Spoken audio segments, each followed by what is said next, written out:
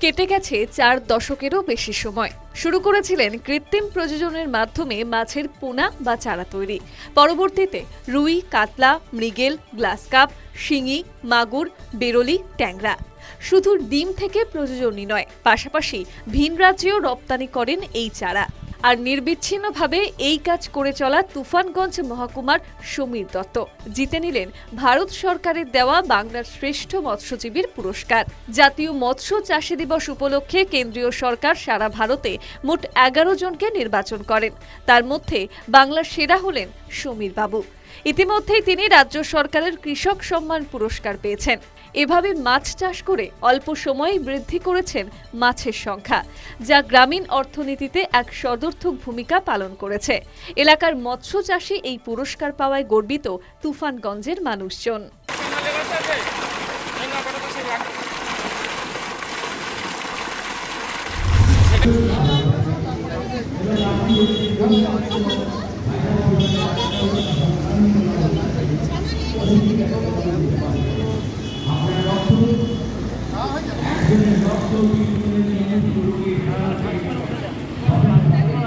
এই স্লোগানকে সামনে রেখে প্রতি বছরই রক্তদান শিবিরের আয়োজন করেন বাগবাজার পল্লী বিথি ক্লাব।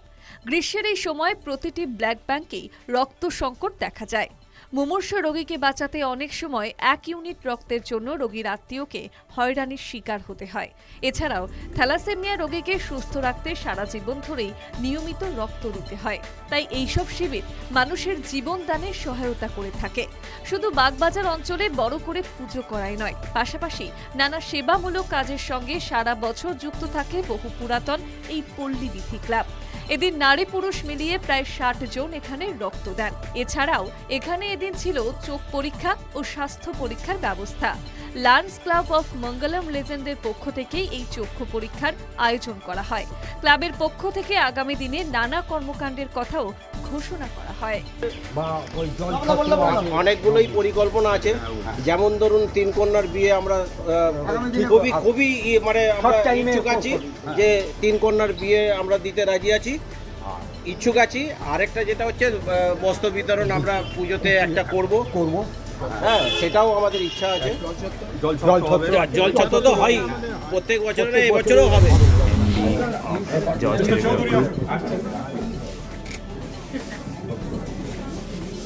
পার্থদা একবার এসো।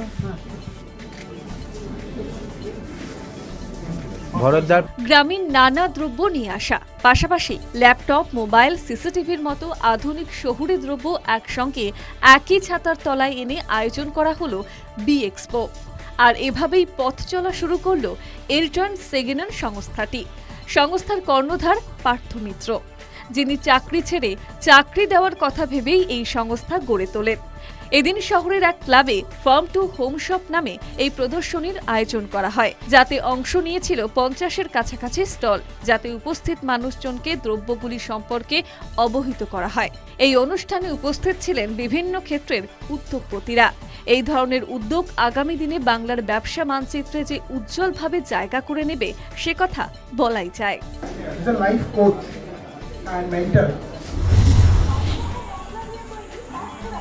বাংলার আনাচ কানাচে ছড়িয়ে আছে কত রকম মন্দির, আর তাদের মাহাত্ম্যও নেহাতি কম নয়। আমাদের মোবাইল রিপোর্টারের ক্যামেরায় ধরা পড়ল বর্ধমানে জগন্নাথ দেবের এই মন্দিরের দৃশ্য। আউশ গ্রামের দিকনগর অঞ্চলে আছে এই মন্দির। প্রায় 300 বছরের পুরনো এই মন্দিরকে কেন্দ্র করেই রথযাত্রা থেকে মেলা শুরু হয়। এদিন এখান থেকে রাধা দেবীকে নিয়ে জগন্নাথ দেবের রথে পৌঁছে দিয়ে ফিরিয়ে আনা হয়। জনশ্রুতি অনুযায়ী পুরীর জগন্নাথ মন্দির দর্শন করে এই মন্দির দর্শন না করলে পুণ্যলাভ সম্পূর্ণ হয় না। তবে বিষয় যাই হোক, এদিন ভক্তদের ভিড় ছিল চোখে পড়ার মতো। বংশ পরম্পরায় রক্ষণাবেক্ষণের দায়িত্ব এখন সরোজ অধিকারীর। এদিন তিনি জানালেন এই পুজো সংক্রান্ত নানা অজানা তথ্য।